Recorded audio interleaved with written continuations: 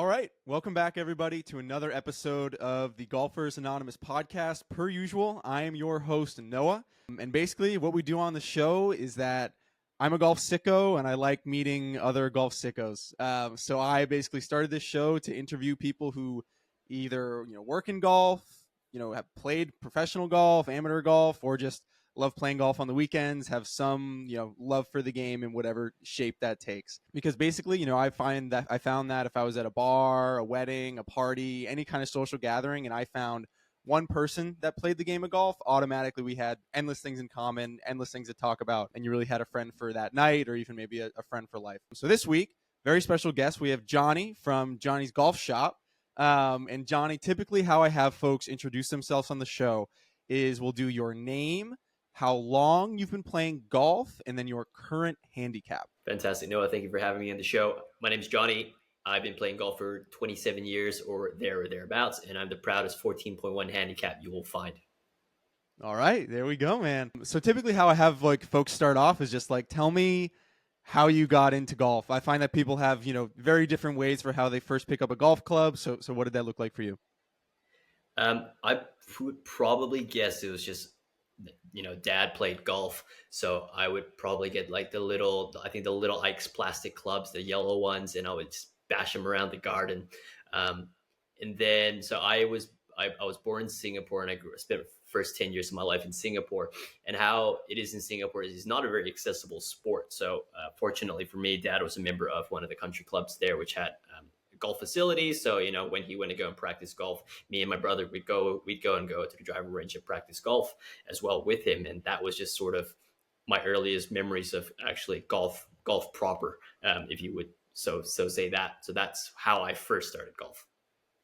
Gotcha, man. So let's pause on golf in Singapore for a second. I know you said you spent 10 years there, and you mentioned it's very different. Can you kind of go into detail on that a little bit?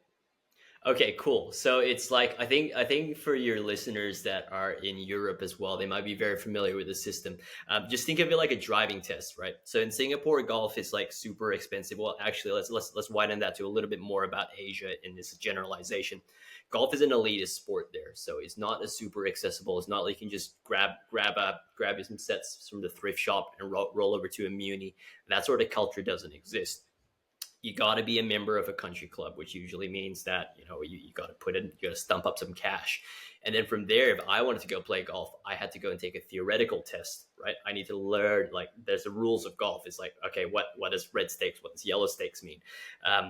After that, you got to take a proficiency test. And this is for Singapore, where you had to go and a professional would watch you hit 5-7 irons, hit 5 drivers, hit pitching wedges and all of that.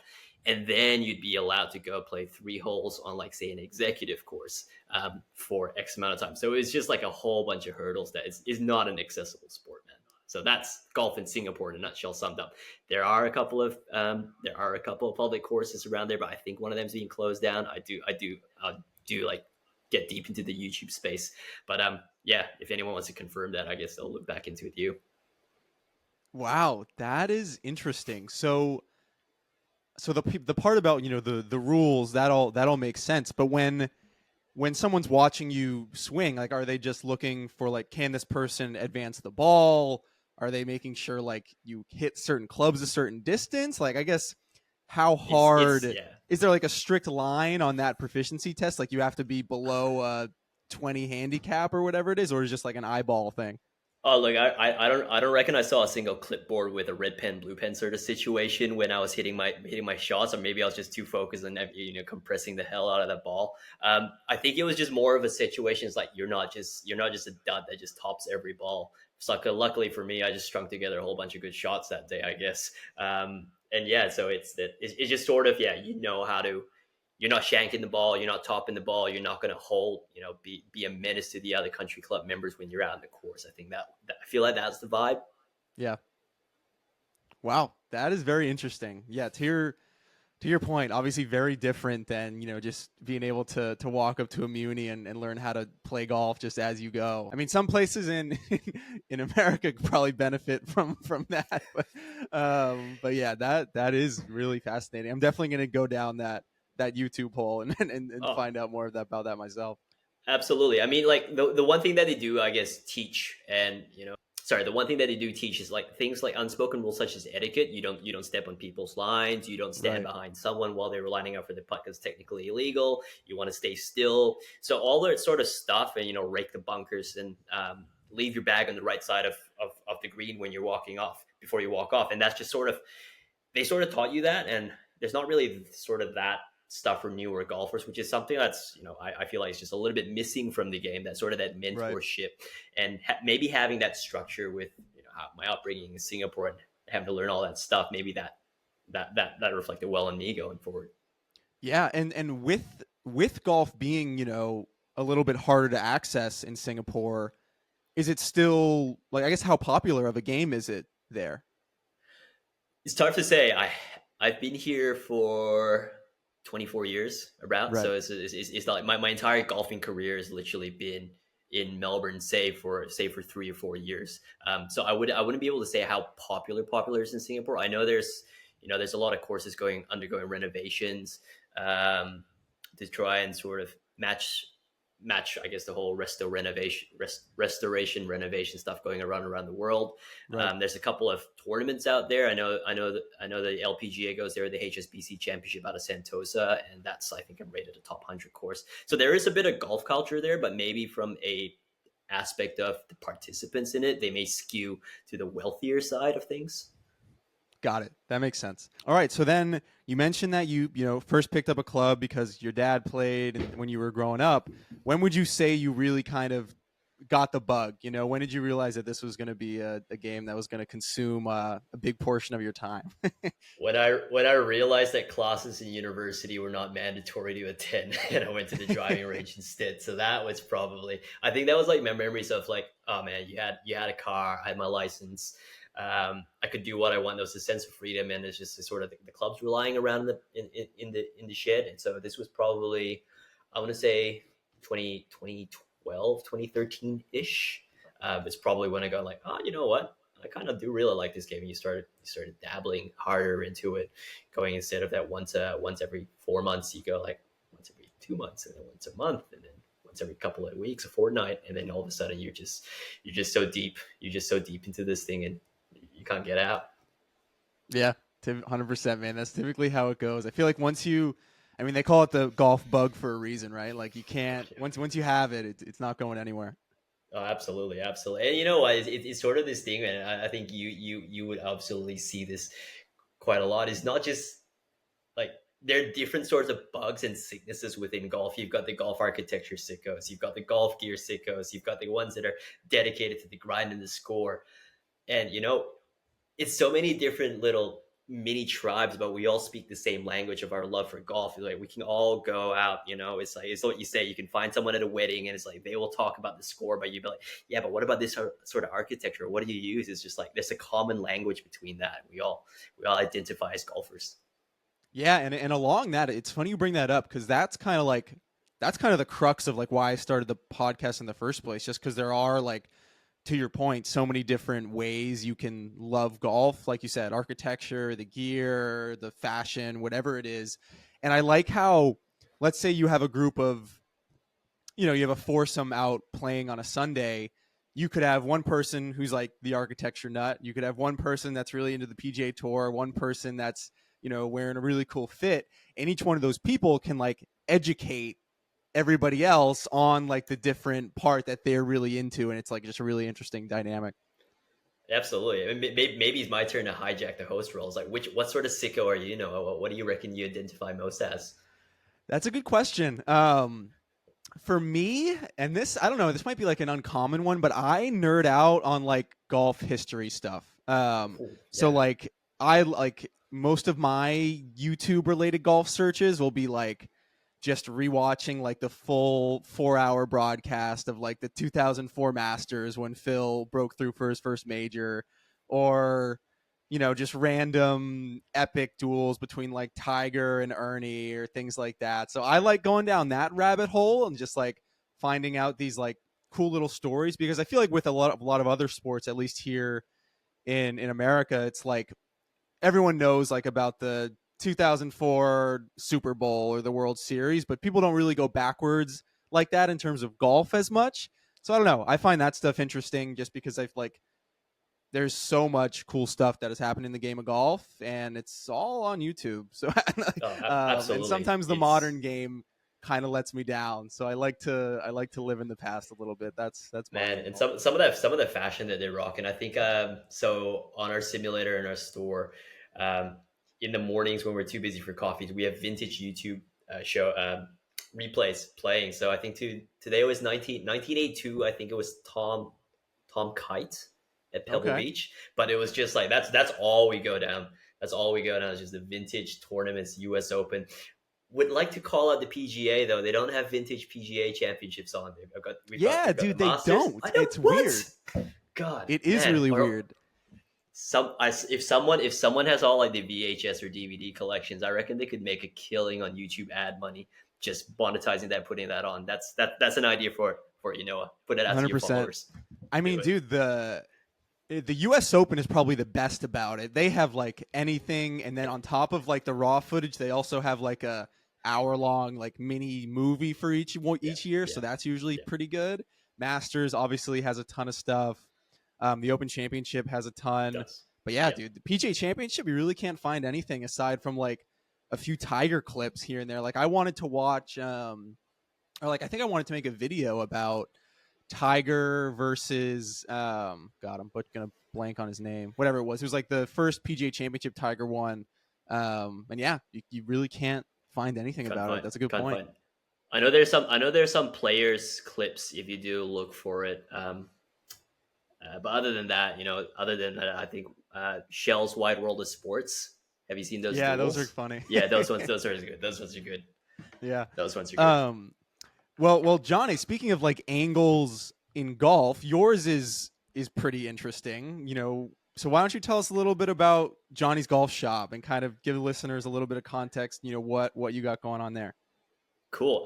Yeah, so I pretty much quit my 9 to 5 last May 2023. And in August of 2023, so a few months later, I opened Johnny's Golf Shop. Johnny being me, I am enough like full of myself enough to call it after me. So it was like I had no idea what name I was going to call. It's just going to be like, oh, I'll just call it Johnny's Golf Shop. But Names are the hardest basically, part. oh, absolutely. It's just like, what? Let's just call it Johnny. So let's just roll with it. Basically, I sell secondhand golf clubs. I have a espresso machine in there, and I sell takeaway coffees. I stock some independent brands from Australia, and we do have a US brand, Public Trip. Shout out to Neil, in the store as well.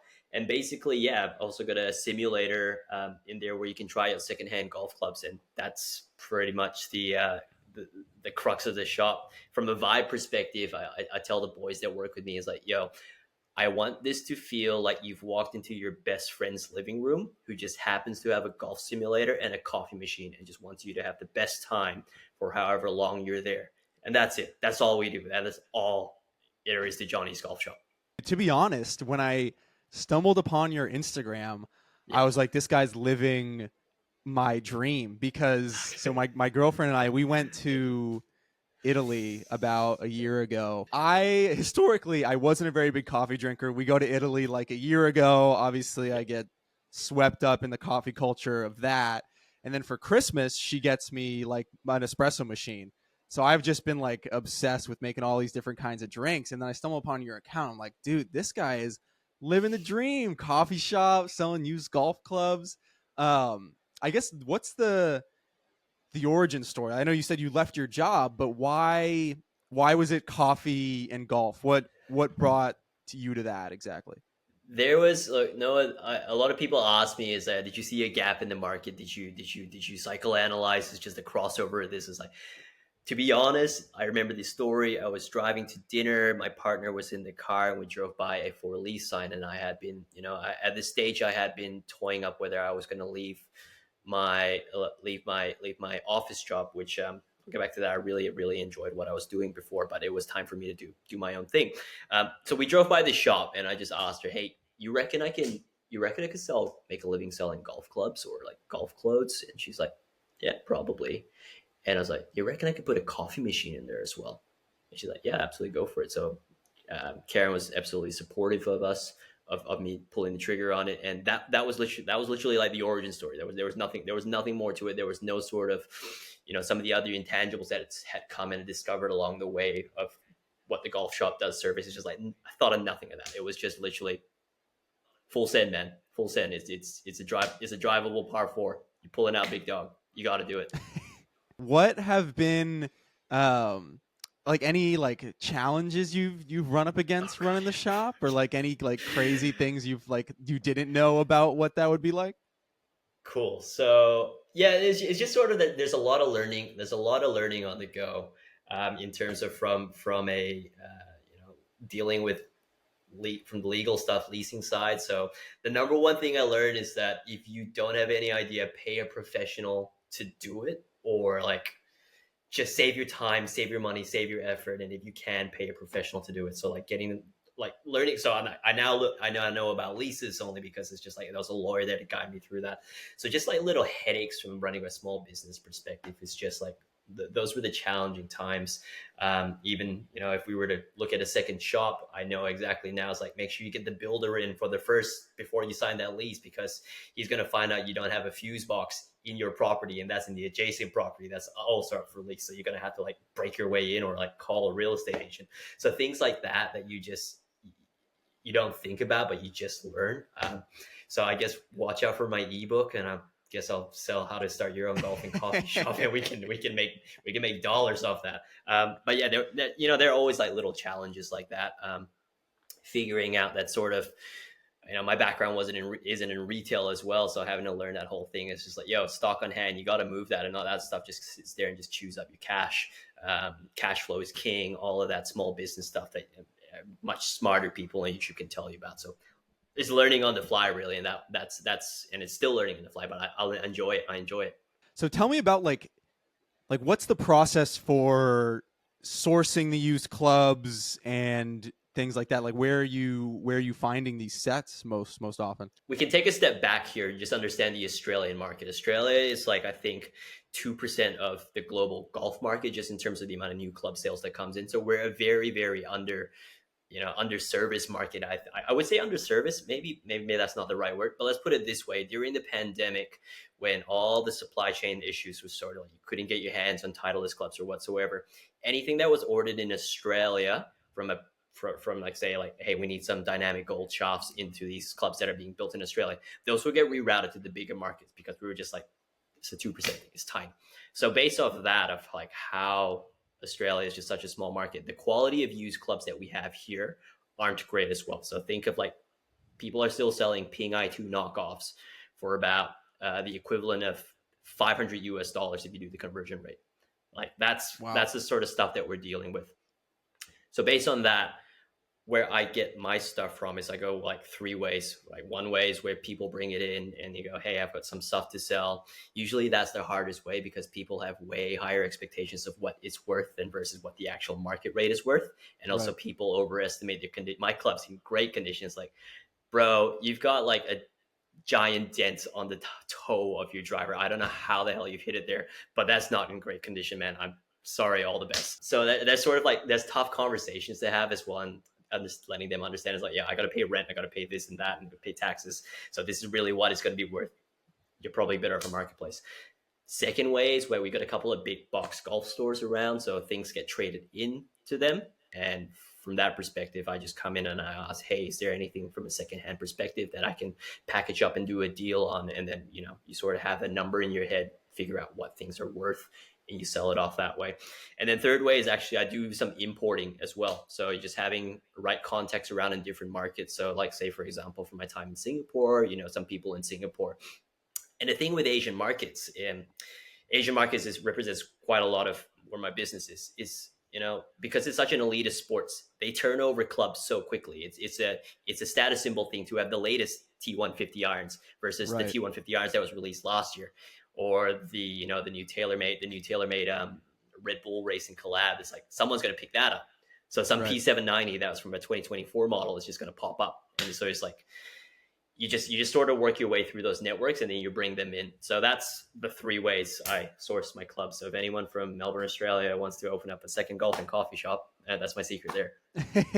Giving away the secret Exclusives, sauce. all for you, mate. Thanks, man. So I guess has like, I don't know if you have an answer to this, but what's the coolest used club you've sold, or like anything you were like, wow, this is a really cool putter, or like something older that was in really good shape, like anything really, really cool that came through? Oh, super quads, the R7 super quad, that was kind of cool.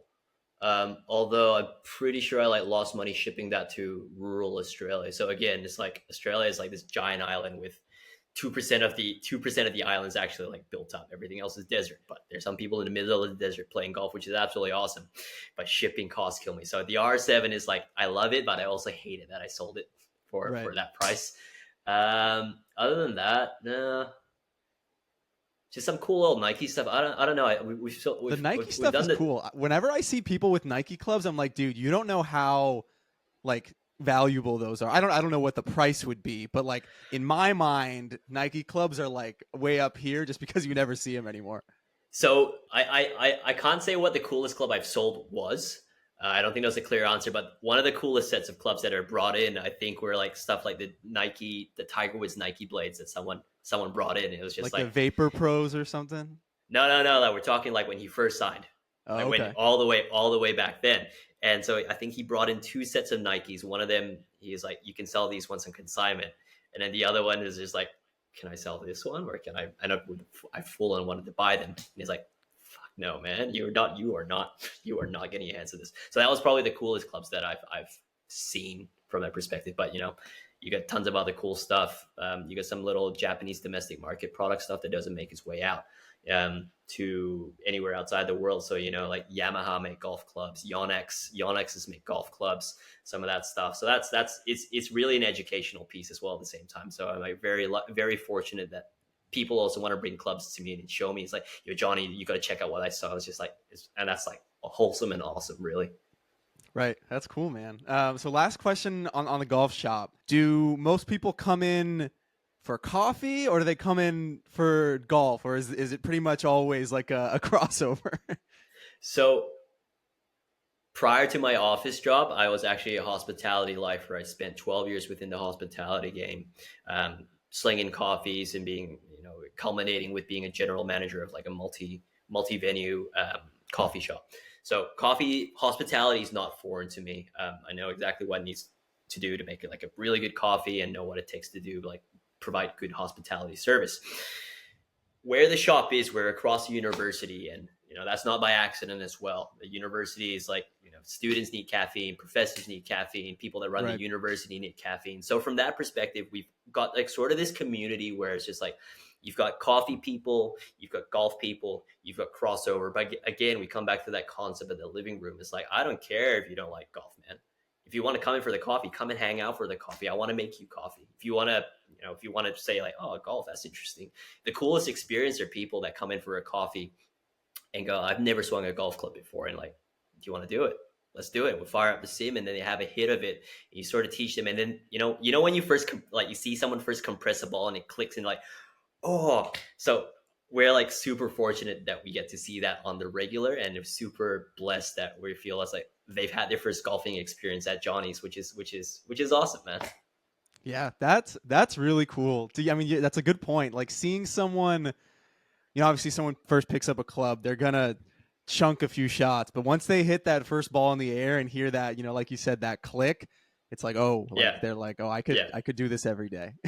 I've sort of had to figure out like sort of ways to sort of communicate what a golf swing should look like. Because I'm sure you've seen like golf swings where it's just all arms when they first start, right? And you're like, no, it's actually a rotational. Like think of it as swinging a two-handed backhand, but you're just transposing it down. And when they click that, you're like, oh, this is easier than I thought it was. You're like, yeah, man, it's just like, buy some secondhand golf clubs so we can go golfing.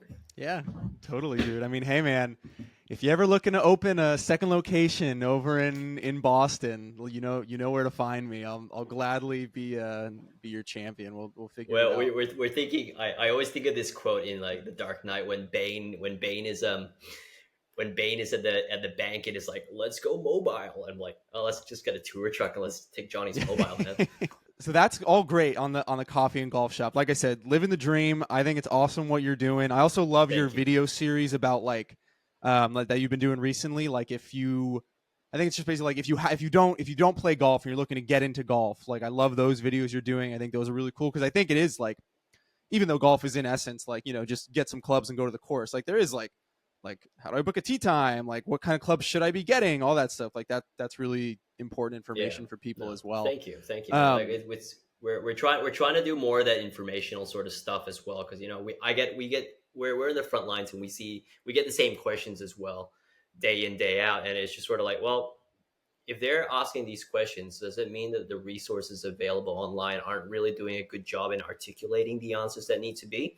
So we get to, another thing that we're sort of working on is just like when someone says, "Are these clubs forgiving?" and you're like, can we quantify that? So we're having really like a lot of fun trying to actually saying like, is there a number like specifically for the forgiveness? Is there a number that we can generate for a quantification standpoint and like index it over a giant database? Like that'd be cool to have a Johnny's database of just like every iron, every that's ever come through the shop, and we just rank them just in terms of not rate them out of 10, but like rank them against each other just to see like, oh, this is the spectrum of forgiveness. But yeah, no, it's also it's cool that we get to be doing these videos. yeah, I mean, before you know it, dude, you're going to be a part-time club fitter as well on the side. Man, I don't have enough time in the day to be just even like club fit myself, dude. Well, let's shift direction slightly, and let's talk just like golf in Australia, and like kind of Yeah. golf where you are, because my only real exposure to the Australian golf scene is through like no laying ups content. I mean, they do an amazing job, but I would love to hear about it from your perspective. Just I guess start off just telling me like broadly about what golf is like where you are, and then we can dive in maybe to some of your favorite courses and things like that.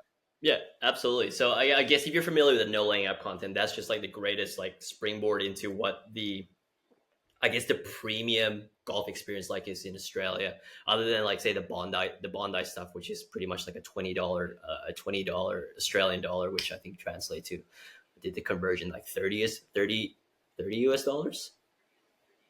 No, less. I don't know. I should have looked that up.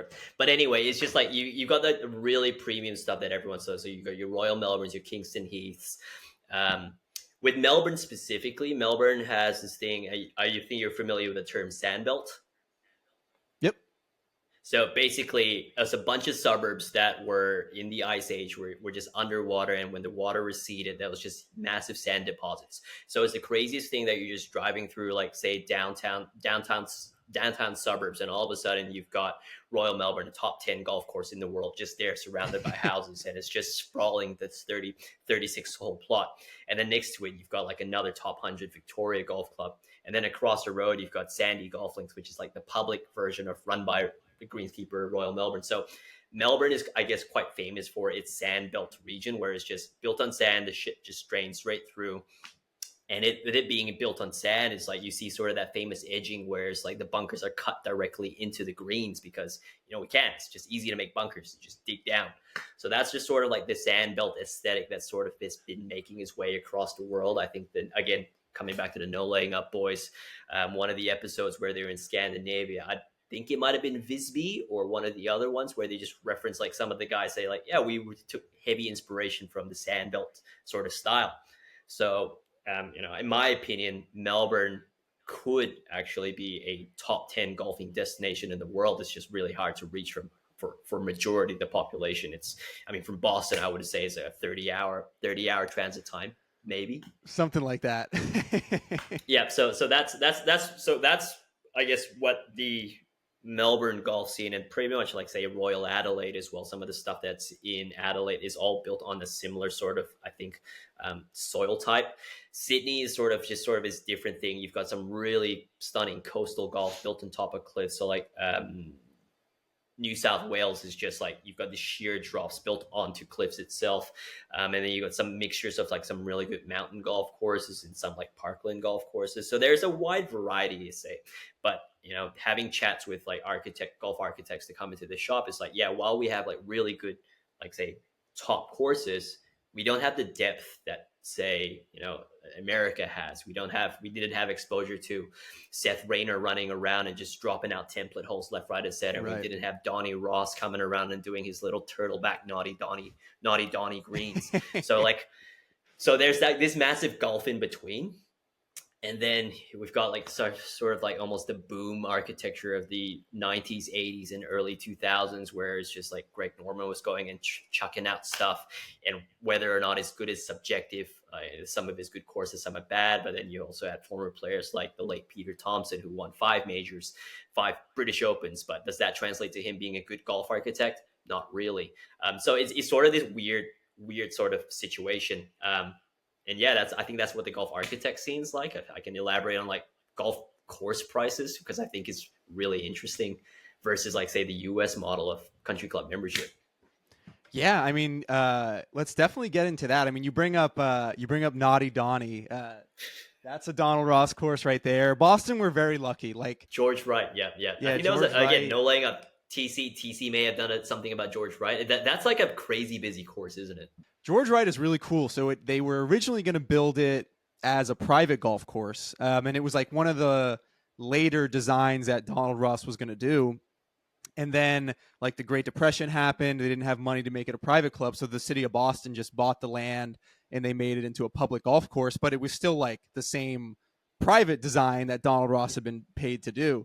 So they still went ahead with it, built it. And then it was kind of raggedy for a long time. And then maybe like 15 years ago, they just started putting a lot of money back into the golf course. And now if it was 500 yards longer, like it could hold the US Open. I'm convinced of that. Like it is awesome golf course. Like some of the most true like Donald Ross architecture you'll see. But even aside from George Wright, like both our 2 public courses that are part of the city of Boston are both Donald Ross. The other one is like the second oldest course in the United States, Franklin Park. And I like how like they're just so distinctly similar but different.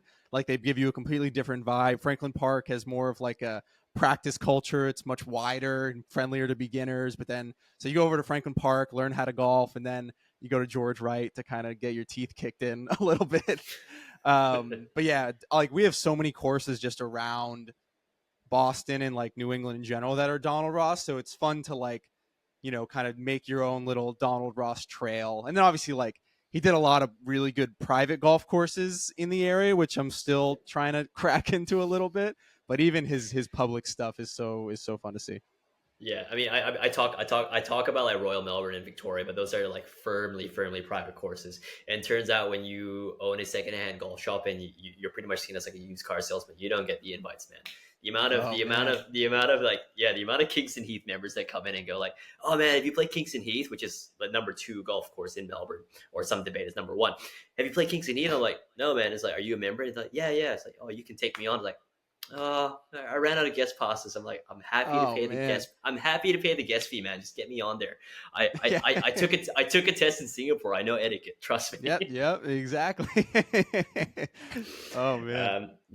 So that's that. Let's get into the pricing system that you brought up before. Let's dive into that a little bit and how it's different than what we have over here in the States. Well, every time we get international visitors from the US, they talk about just how much more affordable golf courses are. So I looked up the conversion rate just before. So, for example, we have a very similar story to George Wright. We have this Tom Doak course, St. Andrews Beach, down in the Mornington Peninsula. So like an hour and a half drive from Melbourne.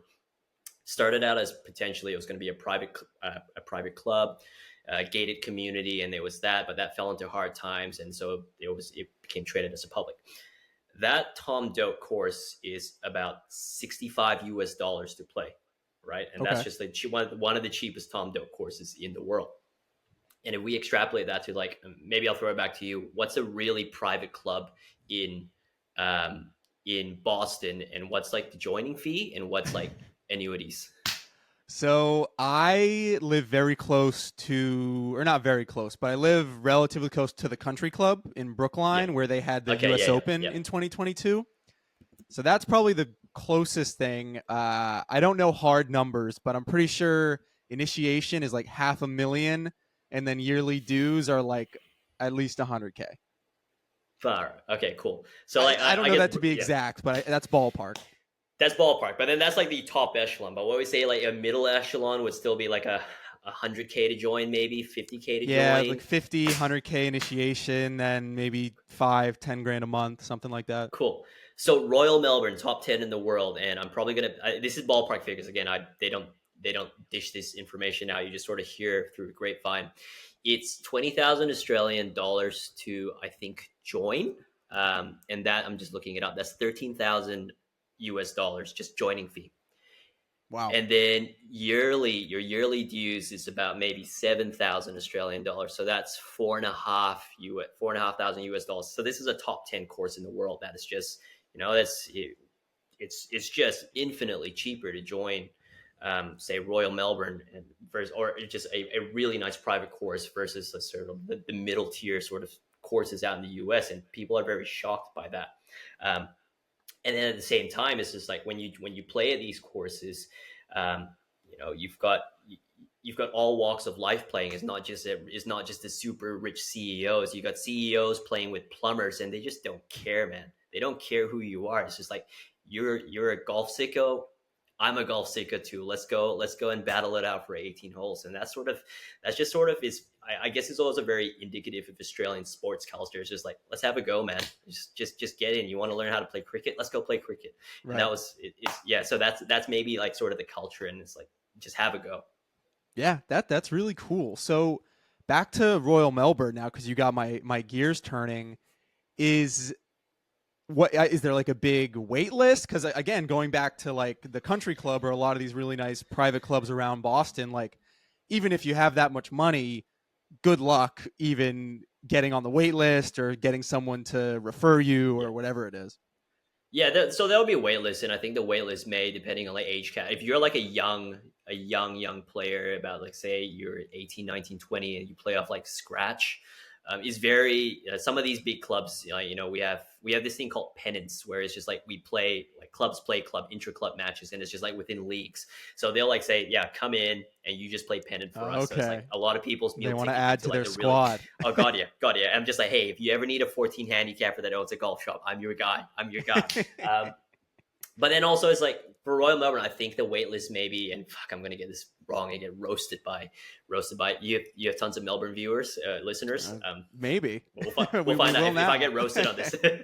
So it's like some of them range from like say 5 years to 7 years on a wait list. So it's not unfathomable. I think I'm on a wait list for Yarra Yarra, which is sort of is in the sandbelt and is not quite a Royal Melbourne is, but it's sort of Right, it has that really nice stuff. And that wait list is about 2 years. And that's so it's you got to just know some people to get on. right. They have to propose you and all of that, but it's not out of the realms of just saying like you can't join Royal Melbourne if you weren't born into like straight up wealth or straight up status. Right. And two, like again, like I don't know firsthand, but watching some of the no laying up content, it feels like even a lot of the private clubs in Australia are much more welcoming for guests than they are in like here in Boston or in the United States. Like for example, I was lucky enough to get an invite out to this place called Dedham Country in Polo, which is like 20 minutes from Boston. It's like an old Seth Rayner. It's all template holes, really cool course. And it's just one of those situations where like you're just kind of on edge the whole time. You don't really feel comfortable. Like you don't really you're scared to go to the bathroom. You don't know where it is, all that stuff. I've been in a couple private clubs that like were cool and you feel welcome, but it seems Yeah. like it seems like it's also kind of just like a US thing. Like even in Europe and especially Australia, it seems like people are way more welcoming.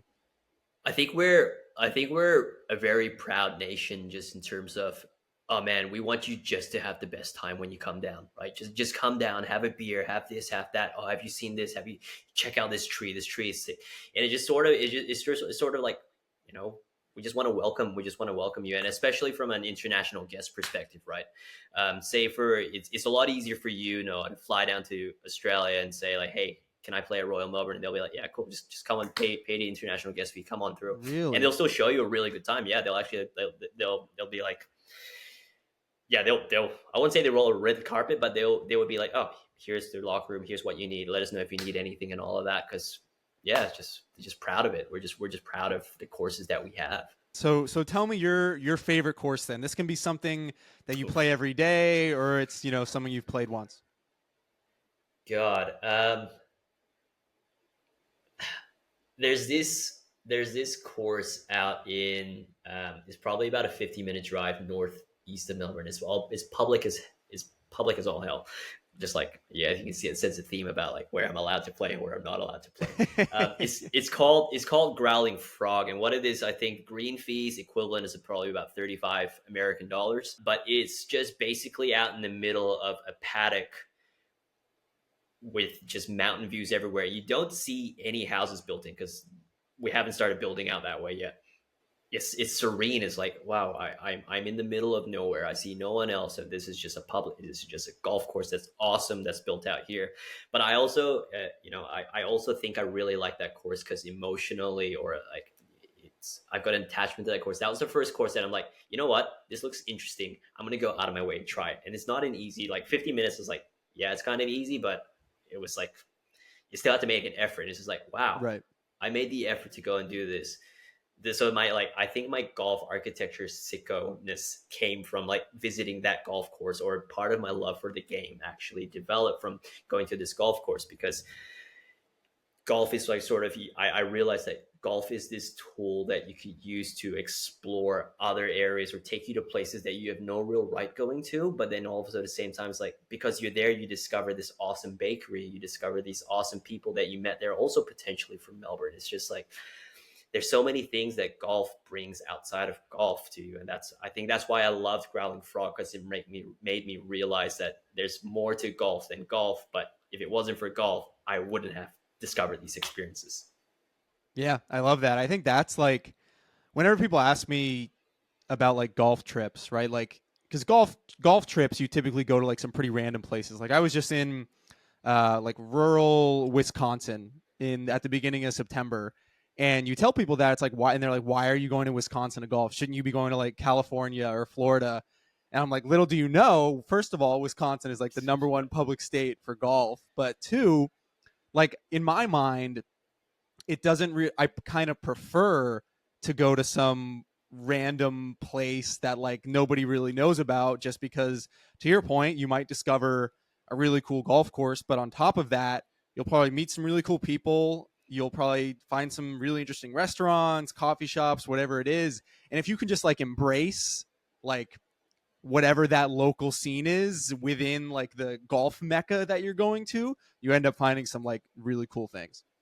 Absolutely. No, it's like I would love to start this zine called like Golf, Coffee, and Chinese Food, where we go to these little towns in the middle of like outback Australia. But there's always just this one Chinese restaurant that serves as, you use that as a tool to explore sort of what this Chinese restaurant means to the community. I took 3 months off when I was still working at my 9 to 5, where me and my missus, we drove around and we played golf courses, but we also went to these little Chinese restaurants, and it's just Wow. interesting. Some are just takeaway joints, and some are like really fancy upper class stuff. So it's like, well, how did this happen or evolve to a spot, and just interesting that way.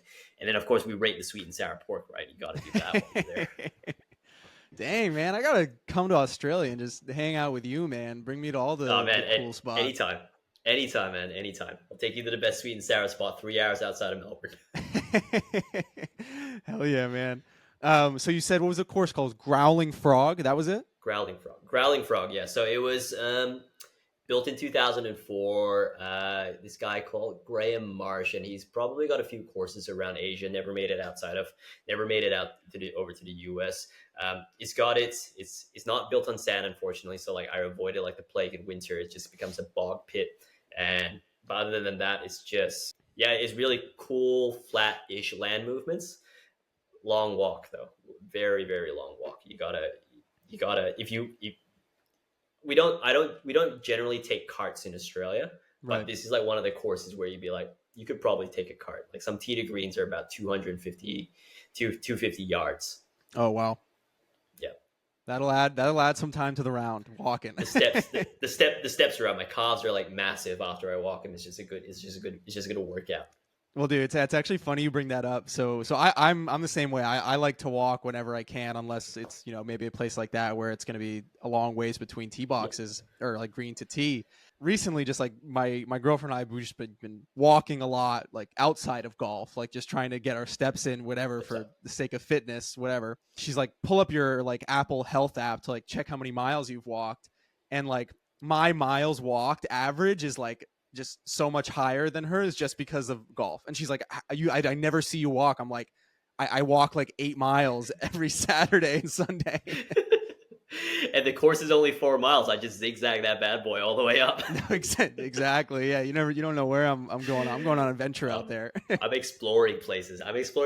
Donnie didn't even think of putting hazards in, mate. Don't worry. Exactly, man. So we hit on your favorite course, Growling Frog. Is there anything in Melbourne or in like Australia in general that like is on your bucket list? I need to get out and play this. Have you heard of the Nullarbor Links? I have not. So there's pretty much this the Nullarbor is a desert. I'm gonna fucking get this wrong again and get absolutely roasted. I think the Nullarbor is a desert in Australia, and there's this road that goes from like say the south of Australia all the way to the north. There's an 18 hole golf course, and for those that are just listening to this on the pod and not, I'm just doing that whole quotation. 18 hole golf course where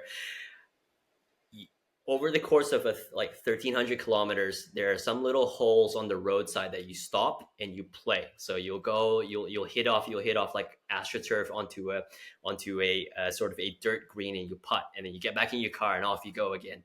And it's sort of, I think it was, and there's probably a story behind it, but I would say it would be something to break up that drive, because it's a long straight drive that you probably fall asleep on. But so they just sort of do this somewhere by the side of milk bars. There are a lot of films on it, but that'll be a really cool experience. I think like doing the Nullarbor Links. Eric Anders Lang, I think, did it when he came out here with Adventures in Golf. So that'll be cool.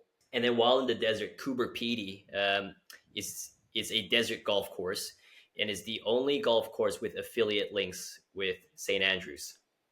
So so you've got like reciprocal rights. I need to dig into that a little bit. But that is so random. Yeah, so it's this little mining town in the middle of nowhere. The houses are built underground because it's so hot in the desert. But yeah, so it's like but there's a golf course out there, and with reciprocal memberships with St. Andrews. It's crazy. It's crazy. So there's sort of like these cool little spots in terms of just doing some of these stuff. I would love to. I spend a lot of my time in Melbourne. I'll be honest, I don't make it outside of the state a lot. State of Victoria, so like Sydney's in New South Wales, Adelaide's in South Australia. I would love to go and travel and just literally play golf. At Cape Wickham, King Island. I think that's like a top 5 course in the world. That's just a 45-minute plane ride from Melbourne. Then you got Barnbougle and Lost Farms. So the hard part about owning a golf shop is you actually play a lot less golf than you think. I'm in the shop 6 days a week, and on the 7th day, sometimes you kind of don't want to play golf. You just want to like do all your other things, or you just kind of forced to not play golf because you got to catch up on life admin. But we'll figure it out. Maybe one day when the shop makes it big time and I can hire a million staff, I can probably take that 6 months trip, and then would love to just circumnavigate, become a gray nomad, because you're meant to do that in your 70s and 60s. You get a caravan and you drive around Australia, but I'm going to do it in my 30s. So do that with golf clubs in the back. How long, like because Melbourne and Sydney are on opposite sides of the island, right? Sort of. No, they're on the same. They're at the same side of the island. It's 1,000 kilometers, so that's 800 miles, 700 miles. Okay. By the straight line, it's an hour flight or 45 minute that's flight. nothing. Really, yeah. It's not massive. It's Perth is on the other side. Perth is on the western side. So that's his own like sort of. It's got his own thing going on over there. Gotcha. Majority of the population lives on the eastern seaboard. So you got Brisbane, then followed by Sydney. Then if you keep going south, you've got Melbourne. And if you keep going around to the bottom of the island, there's Adelaide doing his own thing over there. And Tasmania just sort of sits on an island underneath, below Victoria, below Melbourne. So I think just sort of southeast. Yep. Okay, that makes sense. And when Yeah. would you say is like the best time to visit Australia? Golf is a year-round sport here, so we're very blessed in the fact that we don't have a winter season. Just hearing some of the stuff, like Michigan's golfing season is 4 months long, or Brutal, something like that. absolutely So, brutal. oh man, I could not think of anything worse. So, like, even in the middle of winter here, like Melbourne, like you can still definitely play golf. You can sometimes on a really nice winter day, you can rock the shorts because our UV is just so strong. I wouldn't say there's a bad time to go play golf. If you want like the best time, summer's probably good because our days are really long. You can definitely squeeze, you can squeeze a midday round at 12 o'clock, go in for beers at 5 o'clock and say like, you know what, let's hit up that short course and just go around. But I think that just applies to anywhere else in the world, really. Right. But yeah, I Yeah. mean, if you come in winter, I think it'll be like low season. You could probably get your pick of courses anyway. Awesome, man. I'm gonna keep that in mind. Australia is definitely it's definitely on my list to It's figure a it's out a a trip. way over there at some point. You should come. I'll just say I'll say one of the boys calling to sick you, and with you loving with experience of the espresso machine, you can come in and cover a shift. No, sure that Yeah. I'm sure the partner will understand. Tap me in, man. Tap me in. I'm there. I'm there in 30 hours or or Bang. whatever. Have you ever been Long. to the States? I've got family up in Palo Alto, San Francisco, Okay. and also a cousin over in New York. So my United States experience is the Bay Area and New York. We used to go over to San Francisco quite often, like once a year, up until I was about 13, and then after that, I've been once since. So I've never played golf there though. I've never played golf in the U.S. I've been to Pebble Beach, and this was in 2001, and they did this thing, and I'm not sure they still do it. Maybe you can chime in, but you could rent a golf buggy, a golf cart, and you could drive around without playing. Interesting. Yes.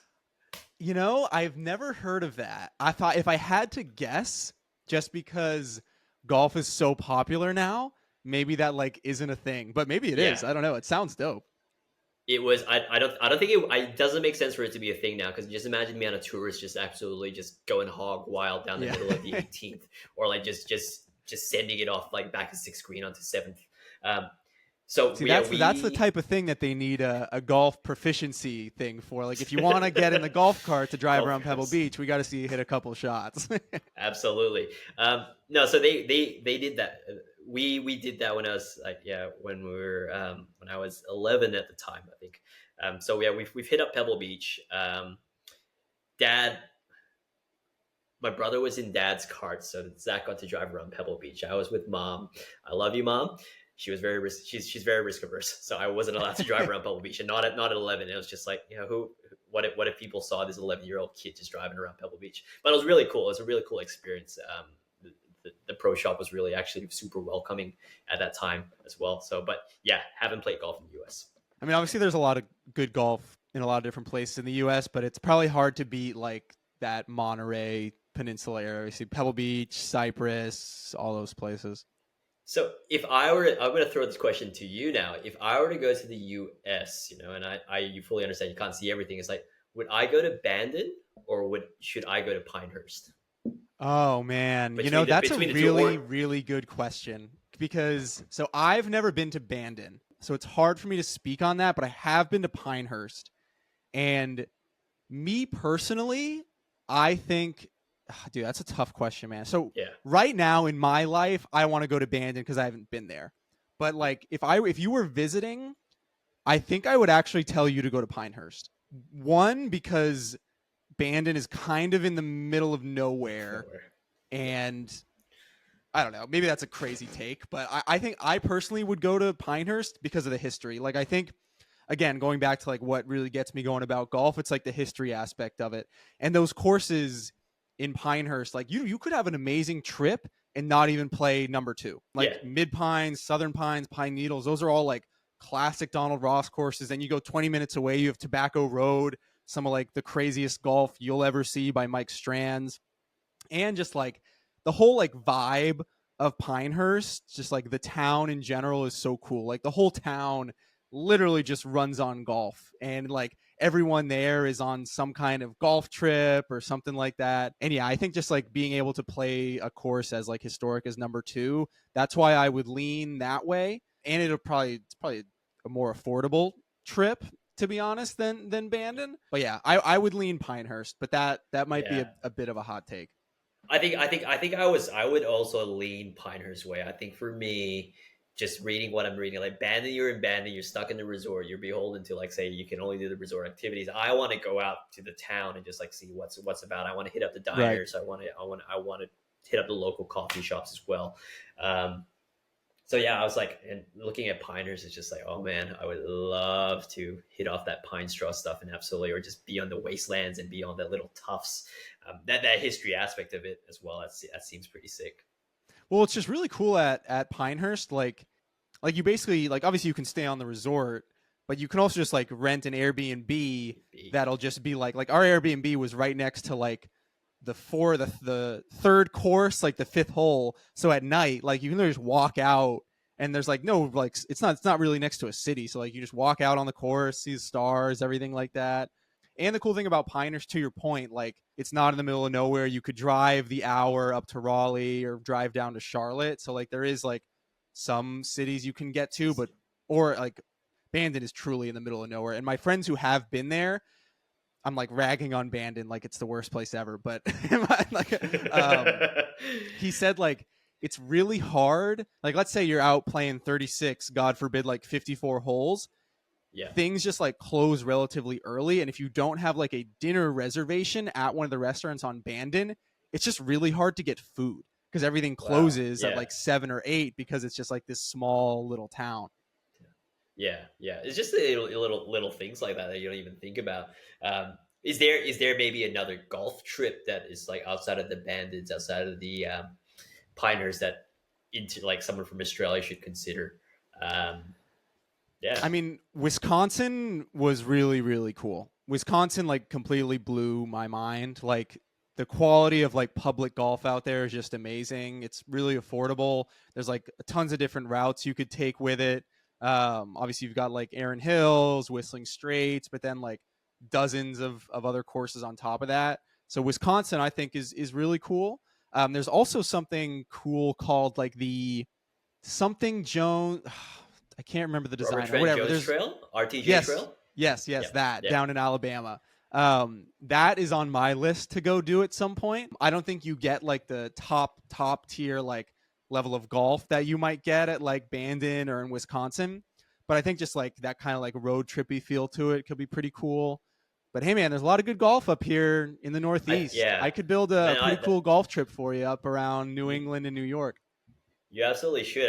Maybe that comes back to the point where it's just like a lot of the architects that come through the shop are just like, yeah, America is just have way better, like say your second tier, your third tier, even your fourth tier courses are just better because you've got Donnie, Seth, everyone just throwing out even RTJ probably doesn't get as much credit as he should because he's not a golden age boy, but you know he's still developed quality courses out there. Like you got some Pete Dye stuff as well. So just sort of it's just sort of that sounds exciting. I would love to just like get my teeth stuck into a year just going through the US and just playing all these courses. But I even then know that you're not even going to cover half things that you want to. And I think maybe that's like the most, let's talk about the depressing side of golf as well. The realization that you're never going to play as much golf as you ever want to. That kind of sucks. Yeah. I know. Seriously. I mean, it's just like, there's like, to your point about like the depth of golf courses, and like, it's just cool how like every part of the country kind of has its, I mean, this is probably the case at other places as well, but like you get very distinct like flavors wherever you go. Like if you're up around me, like it's going to be like a lot of tree line courses, and in the fall it's beautiful because of the foliage and everything like that. You get a lot of Donald Ross, Seth Rayner. Then you go down to like Florida, it's like the courses are really hard because there's a ton of water everywhere. Not for me, it's man. like, this tropical scene. And then you go out to like California, you have places like obviously Pebble Beach, Torrey Pines, up on these beautiful cliffs on the Pacific Ocean. Or you go up to San Francisco, which is kind of like a mix of that ocean golf plus like the parkland golf with the beautiful trees and things like that. And in the middle of the country, places like Nebraska or Wisconsin, Michigan, just all kind of have their own, little twist on things. It's really cool. What's your next golf trip then? Trying to decide that right now, but I'm actually going to a wedding in Scotland next July. So I think I would be foolish not to extend the trip and make my way around there. I was about to say, it's like we've been talking about Australian golf course architecture and American golf courses, but maybe that's the play. Yeah, man. Where is you thinking the home of golf? Were you returning to the spiritual home? Yeah, I mean, I'll at least walk around the park, right? Or see, I don't know if I'll have my clubs with me. See if I'm lucky enough to get a tee time. Yeah, Um, yeah. but yeah, I'll probably like the wedding is in Inverness, so it's kind of in like the middle of nowhere. But Yeah. I think either on one side of the weekend, I'll probably just spend like maybe 3-4 days in like that Edinburgh area and see if I can. I'll try every day to get on St. Andrews, and if I don't, I'm sure Yeah. I can still play some really good golf. Absolutely. There are 6 other courses. Actually, I've also been to St. Andrews, and I haven't played St. Andrews. Again, this was in like that summer of 2001 where I went to Pebble Beach.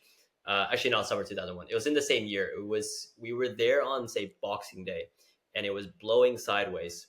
It wasn't a Sunday, and it was just like we went into we made the drive up. We were living in London at the time. We make the drive up to St. Andrews, and so it was Boxing Day there. And the pro was like, you can play now if you want. No one's playing out there. It's miserable. You could get out there if you wanted to. And we said like, nah, we didn't have clubs or anything. But Right. he did take us on a little tour of like, say, the locker rooms. So when I was in the locker room, I peed in every urinal. So I could say I peed in the same urinal that Tiger Woods did. So that's a story for you. There you go. There you go. So it's something me and Tiger have in common. Hell yeah, man. That's awesome. Well, Johnny, to wrap up, man, I know it's late on your end. The last question I ask folks is, why do you love golf, man? Why is it such a big part of your life? And then also, I guess, why do you love coffee? We'll do it a two part question. Coffee, or maybe we'll start with coffee so we can end with golf and just be very on brand with the podcast. Coffee for me is actually not the actual drink itself, but it's the experience that you get to provide to your customers. So I like to see it as a little 2-minute interaction that can make or break a customer's day. But that 2-minute interaction could also turn into a year-long interaction when they come back every day. Or it can turn into a 2-year-long interaction, 3-year-long. So you sort of get little pockets and snapshots into people's lives. And it's also very, they're choosing to spend the money with you. And it's very like, it's just like most humbling thing. So Right. to be able to like return that favor and say like, try and make them the best coffee or try and at least have a smile on your face and just give them the best service. Hey, how are you? How was your day? How was that interview that you did yesterday? Did you go? Oh, awesome. Great stuff. You didn't? That's okay. That's always another one. That's why I love coffee, not for the coffee side of it, but for the customer interaction and getting to be a host or getting to be hospitable to someone. Golf, why I like golf. And it's just like, I talk about all these little things about like these little avenues about what golf brings to me and what golf means to me. But I'm also, I actually still am, I can't articulate why I love golf. And maybe that's just sort of, can we ever articulate it in my mind? Maybe this is like a journey that we still keep going through, it's you don't know that you don't know why, but you just do. And maybe one day I'll be lucky enough to articulate it. Yeah, I mean, that's not uncommon. Like, I think most people, when I have them on, like it's never one thing. It's always like some combination of things. Like, people will rattle off 4 different things, and then they're like, I actually don't know what it is. It's probably some combination of all of those things. I'm still struggling to figure it out myself, because there's nothing really like golf in that way, where like people don't just like golf. Like, people who play golf are like freaking addicted to this game in many ways. And you just don't often see that with a lot of other things. And it's so interesting because not only can you play it for, your whole life basically, but like you're also like, you can play golf and be a golf fan, or like you can play golf and be into the golf architecture like we talked about before. Like, there's not like, if you don't often see someone be like super like addicted to playing pickup basketball. You know what I mean? Like Yeah, like yeah. the correlation isn't really there. So like Yeah. it's very interesting in that way. It's like, yeah, you do golf the way you want to do golf, man. That's it, right? And we still like, and it's still golf. Well, Johnny, thank you so much for coming on the show. I'm probably not going to be able to stop talking about Australia for the next week after this conversation. You definitely got my gears turning, but this was awesome, man. Thank you so much, like I said. And why don't you tell the folks just one time, like, I guess for any of my Australia listeners out there, I don't know if there's many, where they can find your actual shop. And then for everyone else, just like if they're interested in following along on Instagram, what your handle is. Absolutely. So the handle on Instagram is Johnny's Golf Shop. Very simple. We're in a suburb in Melbourne, Hawthorne, 434 Burwood Road. Just look up golfing coffee. There's a giant golfing coffee sign there, which has absolutely done wonders from the growth perspective. So look for the golfing coffee shop in Melbourne. Hell yeah, man. All right. That's a wrap, everybody. Thank you so much for listening. Have a good one.